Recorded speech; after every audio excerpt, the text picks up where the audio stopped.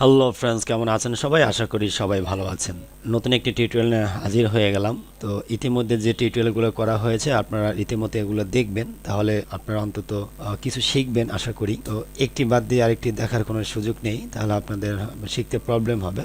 তাহলে তারা part by part দেখে নেবেন। তো আজকে আমরা দেখব নোটপ্যাডে আপনারা কিভাবে লিখবেন। আপনি মাইক্রোসফট ওয়ার্ডেও লিখতে পারেন বা নোটপ্যাডেও লিখতে পারেন। অনেক সময় আমাদের লেখালেখি করতে হয় বিভিন্ন কাজের প্রয়োজনে। তো আমরা আজকে দেখব কিভাবে আমরা লিখতে। ওকে, তো আমি যদি রাইট বাটন ক্লিক করি, তার রাইট বাটন ক্লিক করি আমরা এখানে নিউ পাবো। তো নিউ থেকে আমরা এখানে টেক্সট ডকুমেন্ট দেখব। এই টেক্সট ডকুমেন্টে আমরা যে কোনো একটি নাম লিখে আমরা এটাকে ওপেন করতে পারি, বা আমরা সার্চ বাটনে যদি লিখি, আমরা যদি নোটপ্যাড লিখি তো নোটপ্যাডটি এখানে চলে আসবে। ওকে, একই সিস্টেম। আমি যেটা লিখেছি সার্চ করেছি সেটাও যেমন, এবং রাইট বাটন ক্লিক করে নিউতে যেটা নিয়েছি সেটাও একই সিস্টেম। ওকে, তো আমরা নোটপ্যাডটি এখানে নিয়ে আসলাম। বা আপনি নোটপ্যাডটি আপনার যদি বেশি প্রয়োজন হয় তাহলে আপনি টাচ বারেও আপনি নিতে পারেন। তো সেটা কিভাবে নেবেন আমি দেখিয়ে দেই। তো আমি নোটপ্যাডে সার্চ করলাম, এখানে নোটের রাইট বাটন ক্লিক করে এখানে দেখবেন pin to touch bar.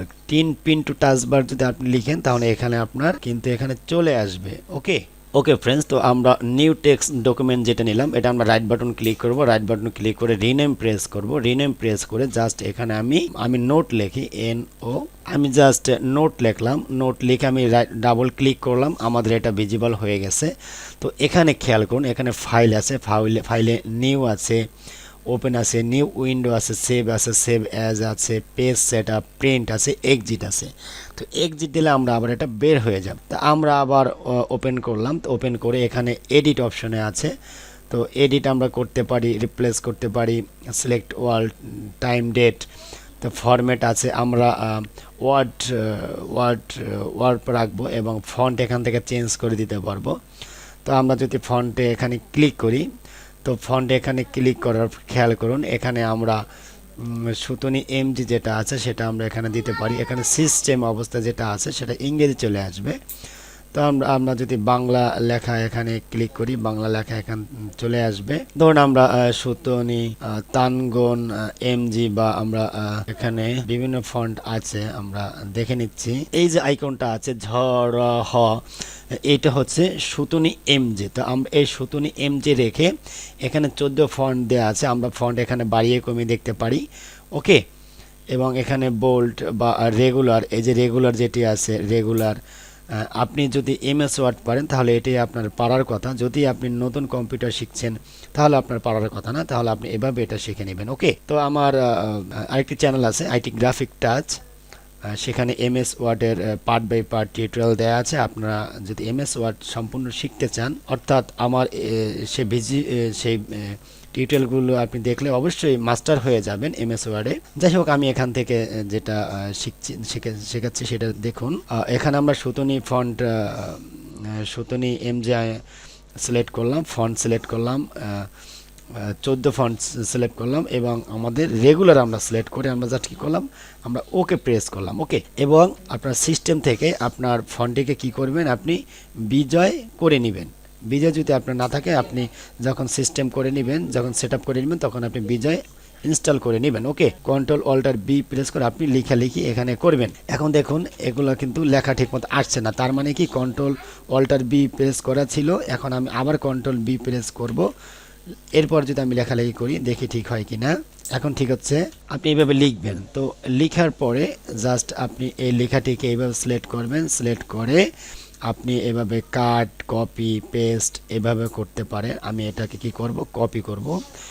Copy করে আমি আবার এখানে কার্সরটি রেখে এন্টার প্রেস করব, নিচে চলে যাবে কার্সরটি। আমি আবার কন্ট্রোল ভি প্রেস করব, পেস্ট হয়ে যাবে, বা আপনি রাইট বাটন ক্লিক করলে আপনি পেস্ট করতে পারবেন। ওকে, তো আমি সেকেন্ড লাইনটা আমি এভাবে সিলেকশন করলাম। সিলেকশন করার পরে আমি কি করব, এখান থেকে আমি আবার ফরম্যাটে যে এখানে ফন্টে চলে যাব। তো ফন্টে চলে যেয়ে এখান থেকে আমি কি করব, আমি রেগুলার করতে পারি বা বোল্ড করতে পারি, এখানে ইটালিক করতে পারি। ধরুন আমি লেখাটিকে বোল্ড এবং ইটালিক দুইটাই করে দিচ্ছি এবং ফন্টটিকে একটু বড় করে দিচ্ছি। ওকে, 20 ফন্ট করে দিলাম।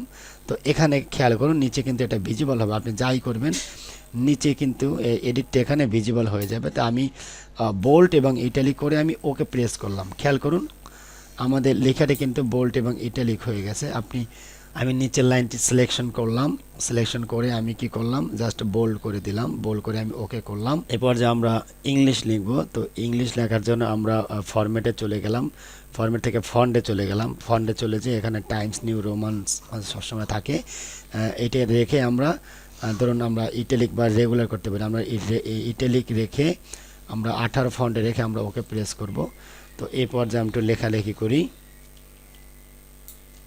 দিস ইজ মাই বাংলাদেশ, আমি এটা লিখলাম, লিখে জাস্ট এটা আপনি কি করতে পারবেন, এভাবে সিলেকশন করবেন, সিলেকশন করে আপনি খেয়াল করে এখানে ফাইন্ড করতে পারবেন, ফাইন্ড নেক্সট, রিপ্লেস করতে পারবেন, অর্থাৎ এই লেখাটিকে বাদ দিয়ে অন্য লেখায় আপনি করতে পারবেন। এগুলো আপনি এমএস ওয়ার্ড থেকে দেখে নেবেন। ওকে, তো আমি ফন্টে গেলাম, এখান থেকে আমরা দেখাবো যে ফন্টটা কীভাবে আপনি আবার চেঞ্জ করবেন।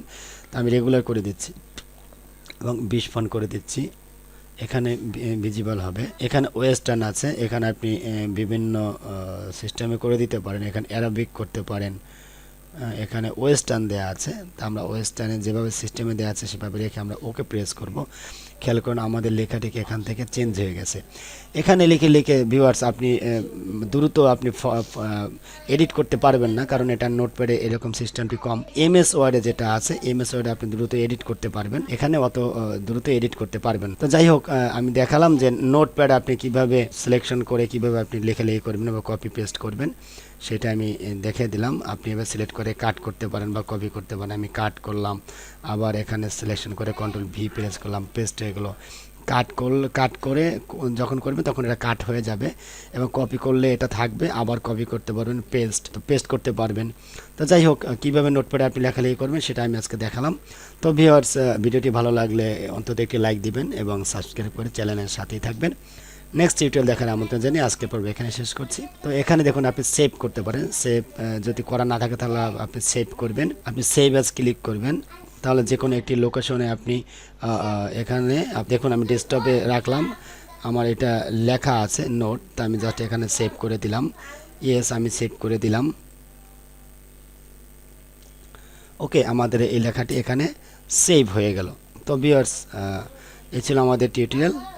সো নেক্সট টিউটোরিয়াল দেখার আমন্ত্রণ জানিয়ে আজকের পর্ব এখানে শেষ করছি। আল্লাহ হাফেজ and thank you so much.